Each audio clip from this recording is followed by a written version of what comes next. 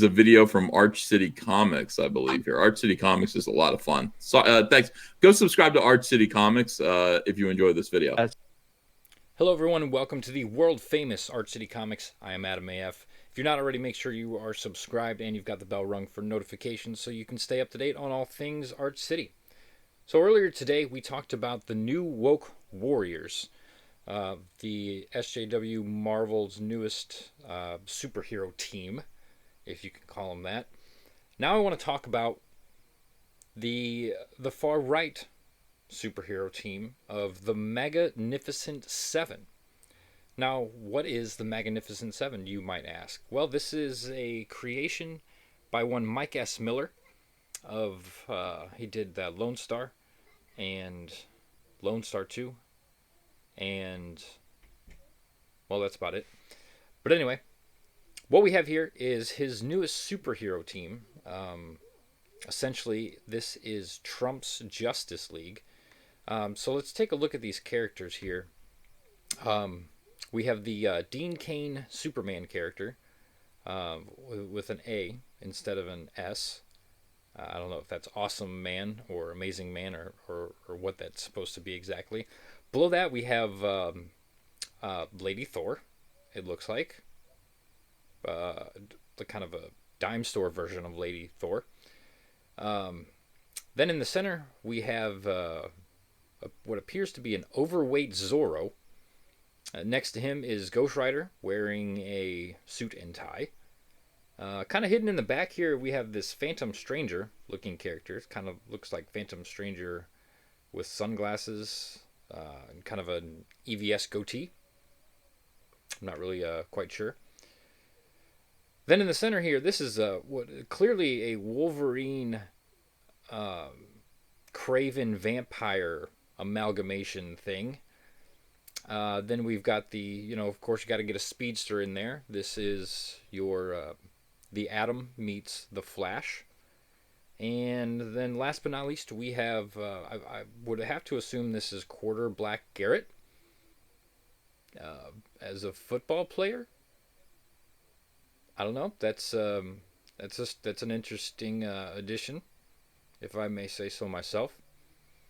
I feel like Mike is kind of shoehorning that diversity in there.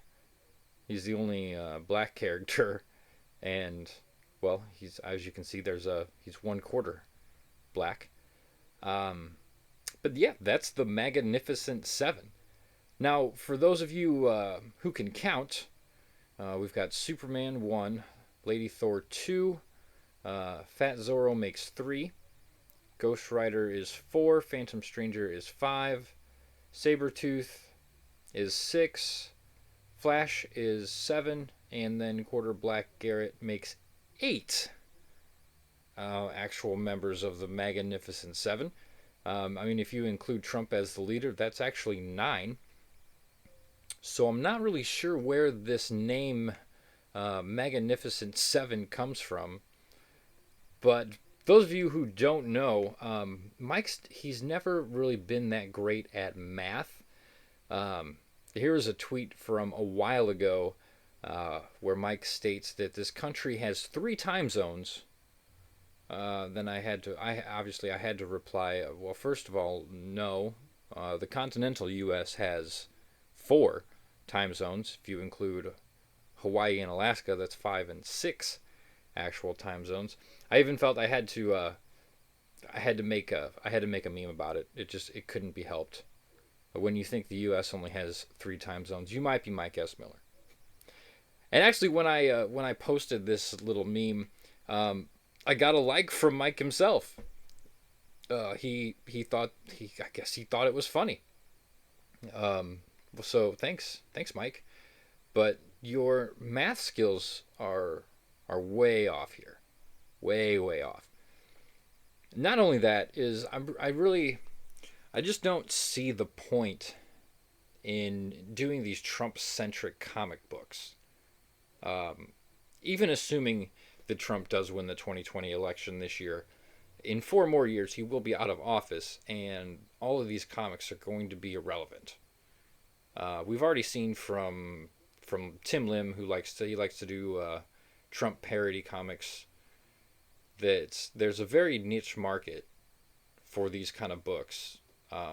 They raise money. They don't raise a ton of money.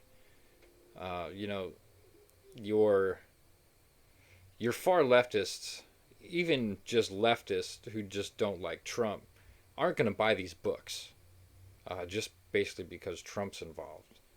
So you're really narrowing your market, which should be, that's the opposite of what you really want to be doing. When you're selling anything, you want as big of a market as you can get. I mean, if you look back at the comic books that Obama appeared in and the covers that he appeared on, they don't have any kind of resale value. Nobody really gives two shits anymore. Obama's out of office. Nobody cares. The same is going to go for these books once Trump is out of office. Nobody's going to give two shits. There's no lasting effect. You know, you can't. I mean, I guess you could, really run with these books and make them ongoing. It'd be kind of strange after 2024 when Trump is no longer in office that he's still got this superhero team working in the background. I feel like Miller really needs somebody. He needs a manager. He needs somebody to tell him what to do and what not to do. And it should not be Edwin Boyette. Because Edwin, as we've seen, is off his rocker and does not give good advice. I'm sure that Edwin helped put this idea in his head. He might not have put the idea in his head, but he helped Mike formulate this idea. And as soon as Mike stepped away from Comicsgate, this was like the first thing he announced. So I know this has been in the works for a while. He's wanted to do this book, but Comicsgate has always been about neutrality. You know, stay in the middle, keep politics out of it. People don't want to hear about it. They don't want your religion. They don't want your politics invading their entertainment. It's the exact same way with the far left. It goes the same for the far right. People don't want to hear it. They don't care. These books are not going to make great money.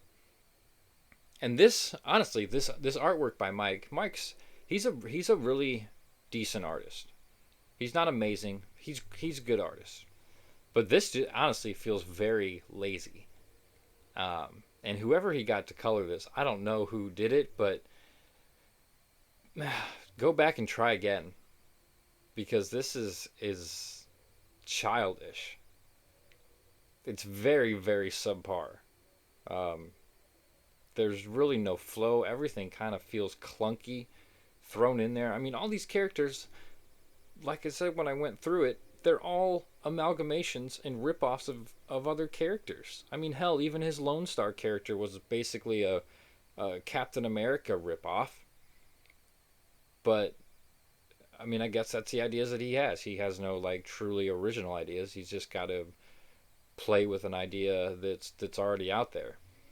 So I can't even give this an A for effort, and I don't see this book doing very well when it hits the crowdfunding market.